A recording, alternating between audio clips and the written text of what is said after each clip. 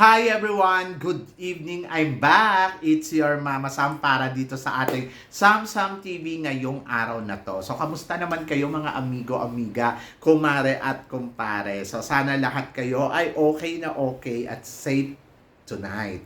So, yon. So, syempre, exciting tayo saan ba? Sa Binibining Pilipinas. So, nandoon kasi na malapit na rin ang kabugan ng mga girls dito sa Binibining Pilipinas. It's time na rin para makilala natin sila ng bonggang-bongga. Excited din ako para sa Miss Worlds. Kasi ang Miss World kasi, Miss World Philippines, malapit na rin ang kanilang final screening and then alamin natin kung sino nga ba ang mga bagong kandidata dyan.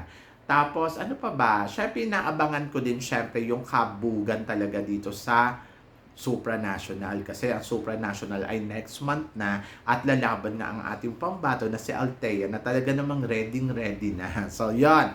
And then, ayun. So, tingnan natin yung mga pag-prepared ng ating mga ilalaban sa international pageant katulad na lang syempre Miss International, Miss Universe, at saka wala pa tayong Miss Grand, no? So, yun na lang. Hindi natin alam kung magkakaroon ba ng Miss Grand.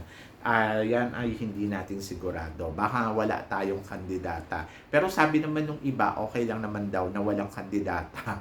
Basta wag na daw lumaban sa Miss Grand. Pero kung ako tatanungin niyo, syempre mas gusto ko na may kandidata tayo para mas bongga, mas kabog, at mas panalo pa din ang Pilipinas. Di ba? Kasi hindi tayo magtatawag ng Grand Slam ng taon kung wala tayong pambato sa Miss Grand. So, paano pag nanalo tayo sa lahat ng pageant? Tapos Miss Grand lang ang wala. Eh di, good luck. Eh sabi naman nila, okay lang yun kasi napakahirap daw manalo dyan sa Miss Grand.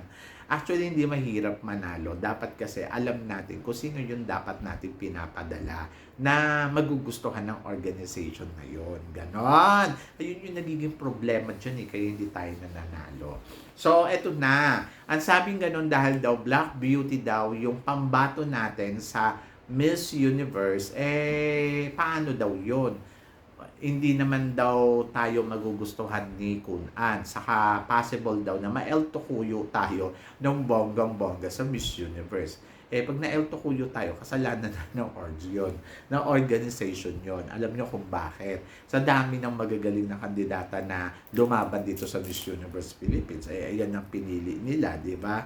And kita naman natin na pwede naman tayo makarating ng top 5 ng kumabog pa sa dulo ng competition dahil sa sobrang ganda ng mga kandidata natin. Pero since na pinili nila si Chelsea Manalo, wala tayong magagawa kung may El Tocuyo tayo. But ako naman, ang tingin ko naman, hindi naman tayo siguro aabot na may El Tocuyo tayo dahil si Chelsea Manalo yung pambato natin. I hope na hindi, di ba? Kasi naniniwala naman ako na miski papano naman, may pinapakita talagang charisma ang ating bagong Miss Universe Philippines. She's so beautiful.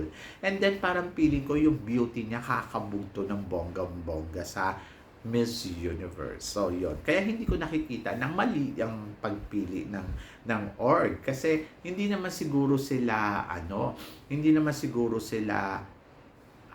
parang tawag dito, pipili ng kandidata ng ganun-ganun lang na matatalo lang tayo. So, for sure, may dahilan sila kung bakit nila pinili yan and then alam nila yung potential na meron itong si Bulacan, si Chelsea Manalo.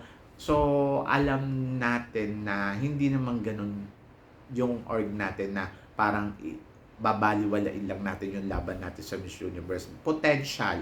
May nakikita silang potential at may nakikita silang galing kay Chelsea Manalo. Kaya nila pinili yan. At yun yung abangan na lang natin sa Miss Universe.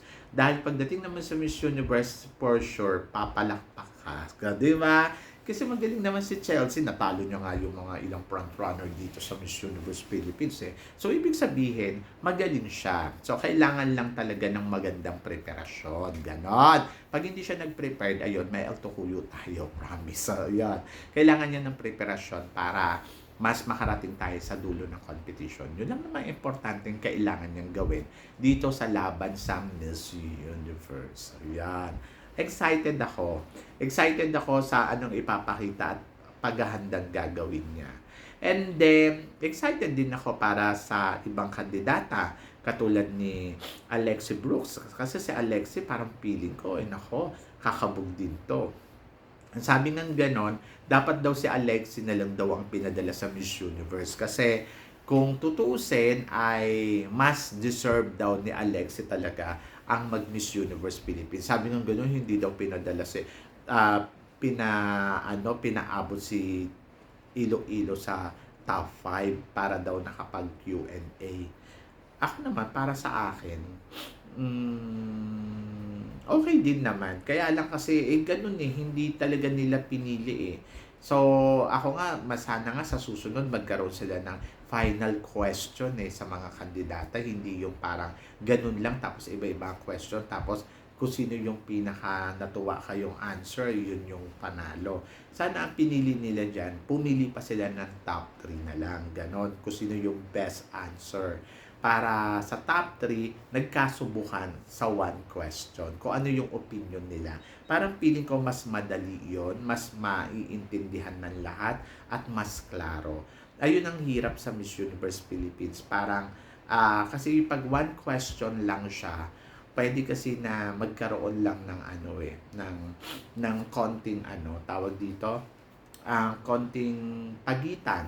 Kasi parang feeling ko kawawa din yung mga kandidata kung hindi yung mabibigyan ng justice yung Q&A mo. Katulad na lang halimbawa, si Stacy, ang ganda din ng sagot ni Stacy kung iisipin mo.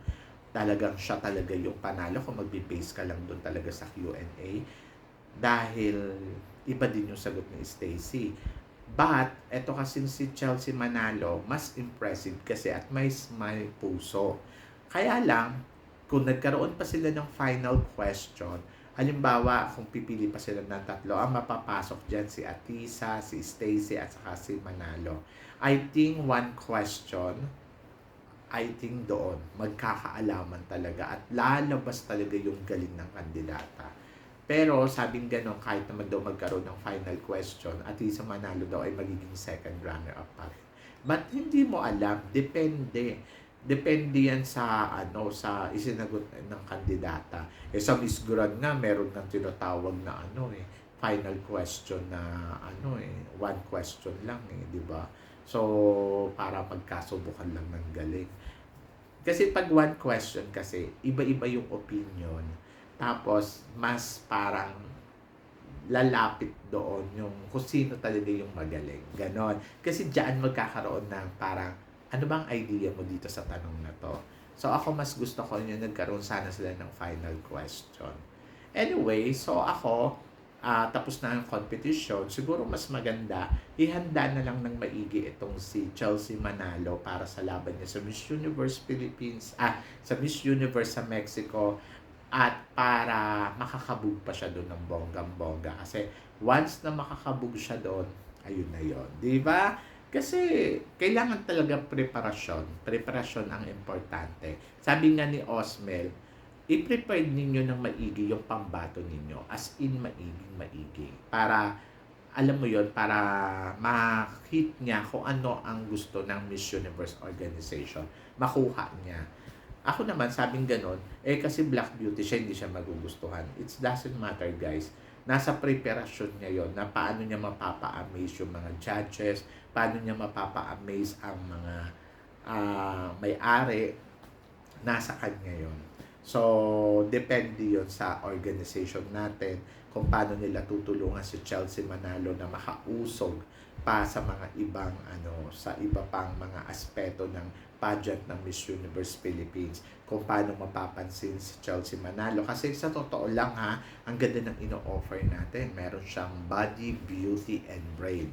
So, kailangan lang talaga i-develop pa ng bonggang-bongga para mas maging intact at mas maging matapang yung pambato natin. At lumabas pa yung ganda, lumabas pa yung galing. So, yon, i-train nila I hope na matrain nila ng maigi. Kasi magaling naman si Chelsea, may katawan naman. At nakikita natin na kaya niyang kumabog talaga ng todo-todo. So, I hope na ayun yung magawa nila. Diba? So, yon. So, good luck. Good luck sa atin. Good luck sa pambato natin. So, syempre, wag na tayo doon na, ay sayang, sana si Atisa na lang to, o kaya si Taguig. Wala nang ganun mga Mars kasi may nanalo na. Siguro ang kailangan lang ay paghandaan nila ng bonggang-bongga. Ngayon, kung kaya to ipanalo, di mas bongga. Ngayon, kung hindi naman mananalo, kasalanan na ng org yun.